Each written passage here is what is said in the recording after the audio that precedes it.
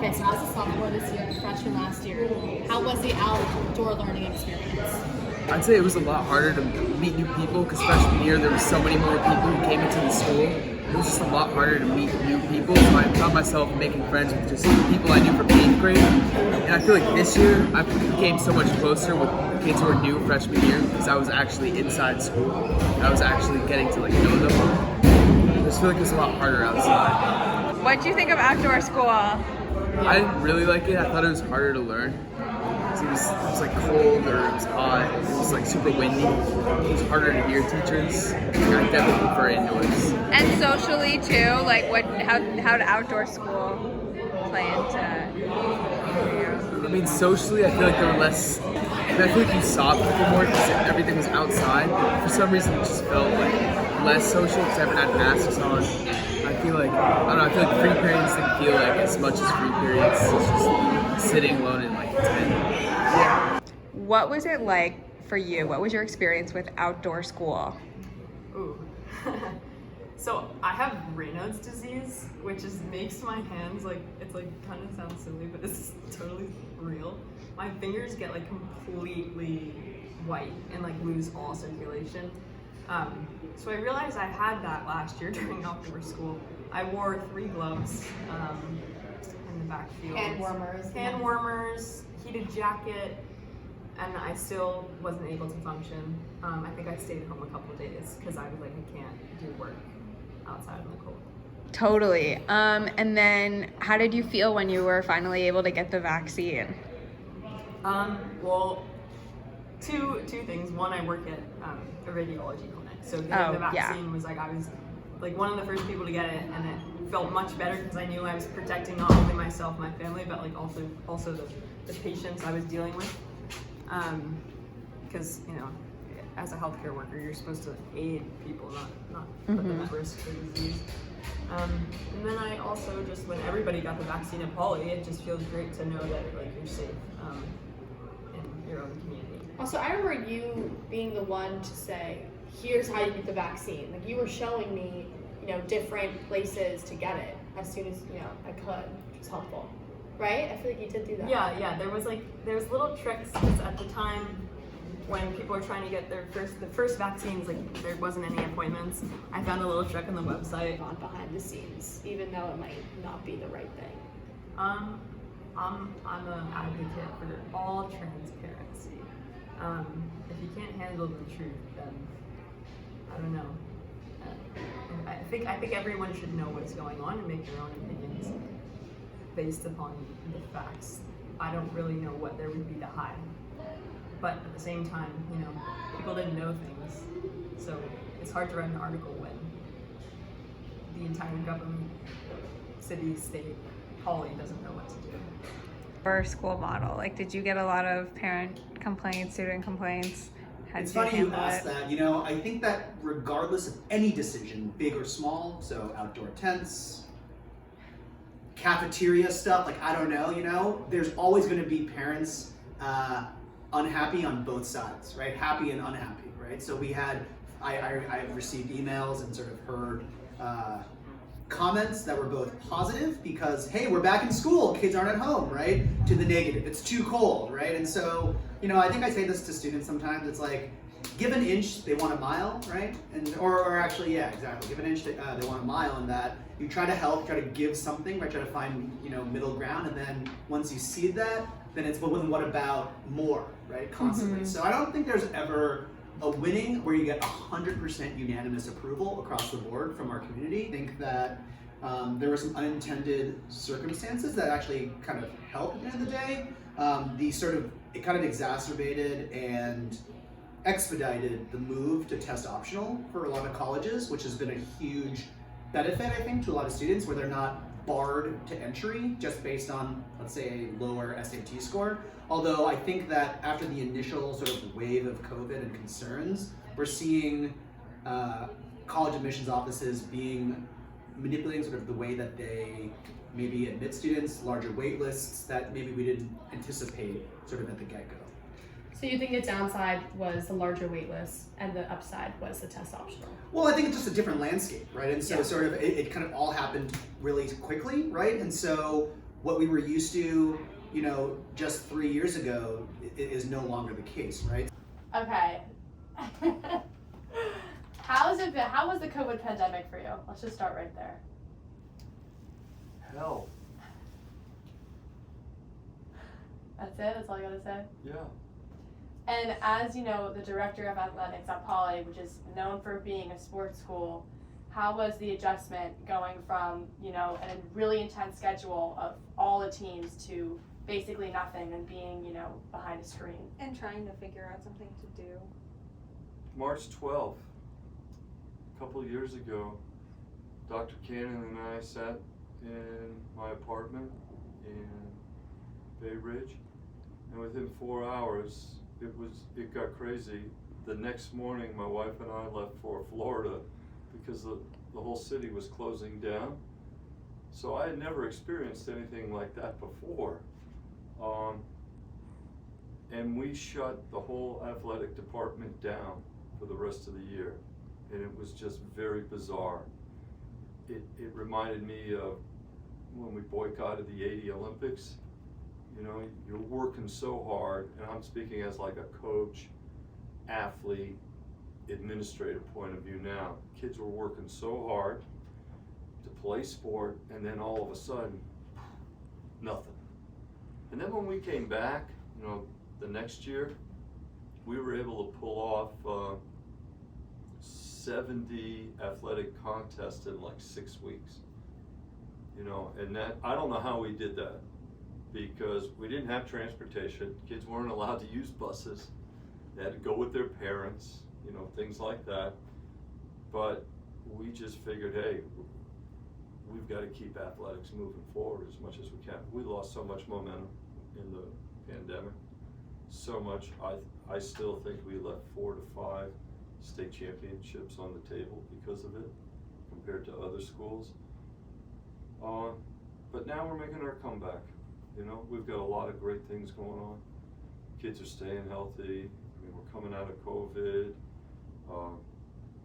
I think everybody's still a little bit cautious, but there's just so many positive things that are going on here for our kids that are student athletes. So, but the first 4 or 5 months, everybody's trying to figure out like what to do, because nobody's ever been through that. But you know, looking back at sport and like what I've been associated or experienced, it was like the boycott, you know, and people were angry. People still are angry, you know. It was just, I think, a really hard time for anybody that was in school, high school or college, particularly kids that played athletics. So vaccines, did that really change the nature of athletics during COVID? Well, for somebody my age, I'm the first one in line. Yeah, I'm gonna get it. Even if it's effective placebo on a complex motor task, I'm gonna get it. You know, because I want that confidence. So, and for kids, you know, the country was such in a divide, still is, right? I mean, all of a sudden, medicine was being debated. I have to have faith, I'm speaking for myself, in what all of those doctors and the research have done. I don't think they would skew the results because of politics, you know. So yeah, all my kids, all my grandkids, all of my colleagues, coaches have gotten it, not just here, but throughout the whole country. If they're not allowed to require it in certain states, they really encourage their student athletes to get it so that they can keep training at a high level. So yeah, I think it's important. As soon as I'm eligible for the second booster, I'm getting it, for sure. Because I want to keep working, you know, and I want to stay active with the sports teams. So. And can you talk a little bit about how the workouts happen during free periods, during outdoor school, and even when we were virtual, like how did all that come into play? That's really bizarre for me. I wasn't here. I was in Florida, and it was it was one of these things. Okay, I was getting ready to, and this is like my own personal story. I'm sorry if it's boring, but I was getting ready to drive back up from Florida, and my doctor called me and goes, "Hey, you got to come back." And I was going in for a COVID test and a checkup kind of thing to come back to school. And he goes, "No, you're going to have heart surgery." So I didn't come back to school for another 120 days. So I was gone a long time. When everybody was in tents out here, I was in Florida. So when I came back, that's when we had that spring with 70 some odd contests. But in the fall, I was trying to help run it from, 1,200 miles away. Wow. Yeah, that was nuts. That was nuts. And I get crazy about like practices. I mean, because that, for me, practice is the most important part of the day. The games are easy if you have good practices. So I'm on the phone with every coach, and they're telling me that we're practicing during free periods and stuff like that. We're trying to make it work. We're trying to keep kids fit too, PE or whatever. So yeah, that was like a kind of a Twilight Zone era for me. But I came back in January, so Great. Yeah. I'm still here. Okay.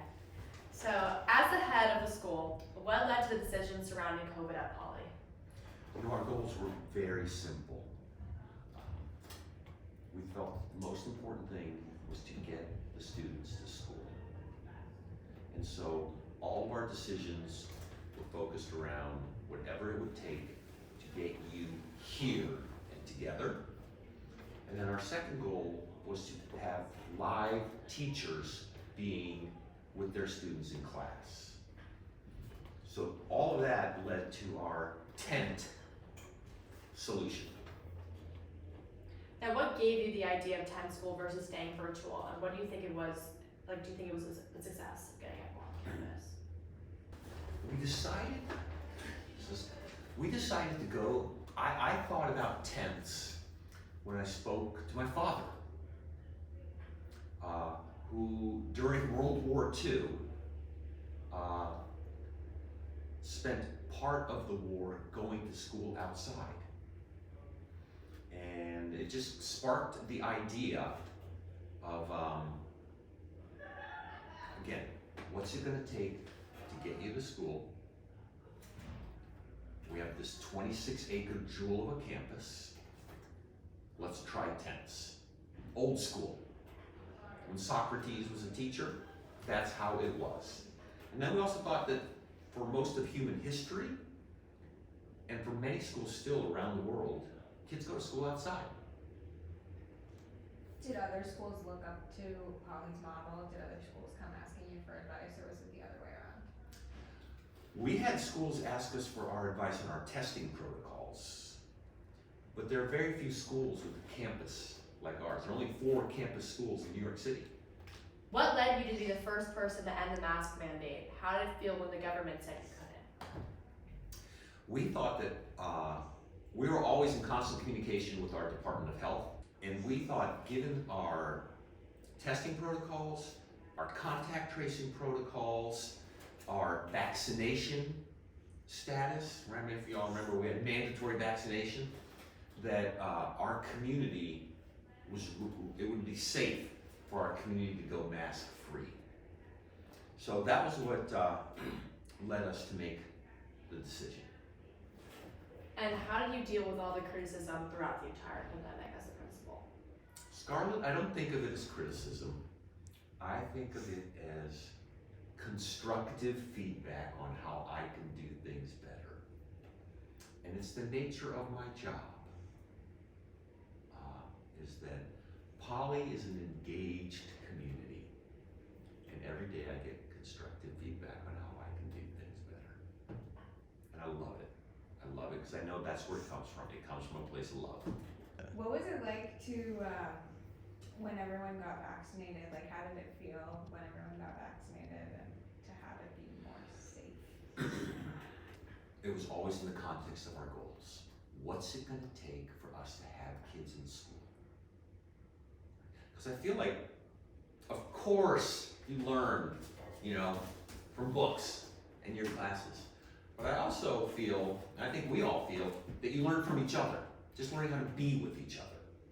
And the only way, it's hard to learn that on a video, right? So whatever it took to make that happen, and if it was vaccination, it was social distancing, it was outside, it was masks, that all became secondary to getting you to school. And I think that the kids across the country and around the world who were trapped behind a screen for much of the pandemic have suffered more. And then going back to March 2020, how soon did you know that we would be virtual, or how did virtual poly come into play? Oh my gosh, it was, you know what? Those early days, we were literally making it up every day. Because New York got hit hard early. I don't know if y'all remember that. The city got hit hard. And I remember before spring break, you could see what was happening with the pandemic in Europe, right? You could see it. And I remember talking to Mr. Polizano and Ms. Hershkovitz about we should start beta testing what virtual school will look like. And we had a head start. And I don't know if you remember, but I think we had a couple days before break where we got to test what online school would look like, so we could then spend those 2 weeks of spring break working out technological glitches that also helped put us ahead. As well as the schedule, right? As well as the schedule, all of it. So we looked around the world to see what was happening in other places, and then we're like, we better test this, so that while everyone else is on spring break, our team was here working to make virtual poly happen after break, because you could just kind of see that the wave was coming. And I have to say also, I was super inspired by the kids, because I felt like our students were open to anything, to be together. Our students, as always, had a keen sense of humor and perspective about whatever it is we were asking of them.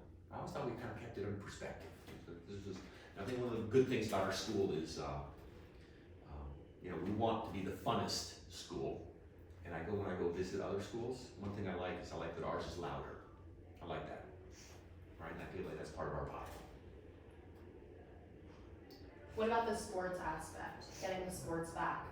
How was that? We want to have people be able to play, right? Because I think that's part of learning. I think you learn as much by being on a team as you do in math class. And so, again, just keep it simple. Get the kids to school. The state tells us we have to do certain things to be able to give you a diploma. That's called school. And then so sports became a secondary goal of getting you to school and enabling you to play. And so I don't know if you all even remember, outside of the field, we're doing all kinds of crazy stuff, right? And then including at the beginning of the virtual stuff, right? Because I think that play and exercise are a super important part of life. Having Coach James, right? And we had our online video workouts, right? That we were transmitting, anything to just, don't just sit there and look at this. So yeah. And you talked about the arts during the pandemic. What was that like? So the arts, we paradoxical, kind of wonderfully paradoxical, that when you put restrictions on artists, they find new ways of being creative. So I feel like our arts community found ways to use online video, in terms of incorporating into our arts program, we're going to keep some of those ways, because that was kind of amazing what people came up with. Is there anything else you want to say about leaving poly during the pandemic? I think when you work at a school, if you just keep putting the kids first, a lot of things come clear. That's it. And I love coming to school. very selfishly, I did not want to sit at home. I like walking around and being among the kids. So that was part of my thing too. And you know what? We got to learn lots of important lessons about life. Like when it's cold, wear socks, right? Don't just come to school in a t-shirt. Bring a jacket. Super important things. So no, I'm very, very proud of our community, and I feel that someday you and your classmates will be telling your own kids, because something's going to happen in their lifetime, and you'll be telling the story of this is what we did when I was your age. We went to school outside, so you can do whatever it is you're going to have to do